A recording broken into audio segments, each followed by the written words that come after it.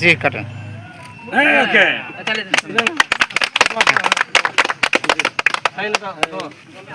এখন আমাদের সামনে দোয়া পরিচালনা করছেন এমপি মহোদয়।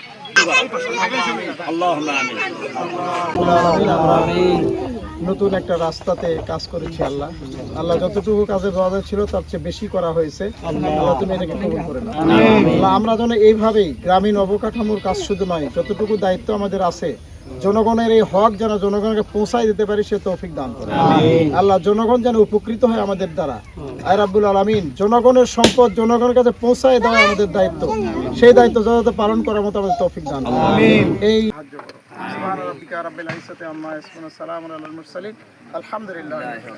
আসছিলাম এই রাস্তায় কন্ডিশন খুব খারাপ ছিল, গাইড করছিলাম, তখনই বলছিলাম যে একটা রাস্তা যাবে, দেখা করতে পারেন আপনি নির্ণয় দিয়েছেন।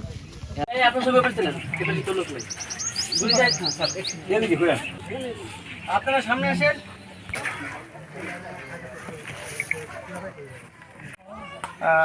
মাননীয় সংসদ সদস্য জয়কট ১ এমপি মহোদয় থেকে আমরা 2 লক্ষ টাকা বরাদ্দ পাই। সেখানে আমরা 328 ফিট বরাদ্দ হয়েছিল, কিন্তু আমরা তার থেকে আমরা বেশি পেয়েছি 38 ফিট, যাতে আমাদের এলাকার জনগণের অনেক সুবিধা হয়েছে।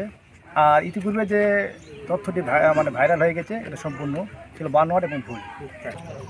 আমি 6 নম্বর মোহাম্মদপুর ইউনিয়নের মোলান গ্রামের অধিবাসী।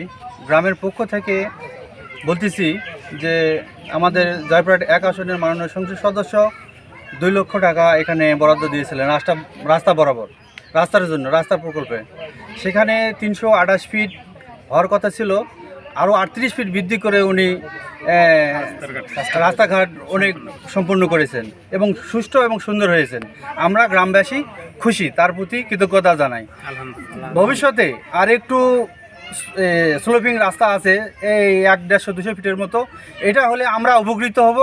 পরবর্তী নেক্সট টাইমে যদি সরকার কোনো বরাদ্দ দেয়, বড় ধরনের প্রকল্প দেয়, তাহলে যেন মাননীয় সংসদ সদস্য আমাদের গ্রামের উন্নয়নের সাথে যেন সকল কাজে দৃষ্টি দেন।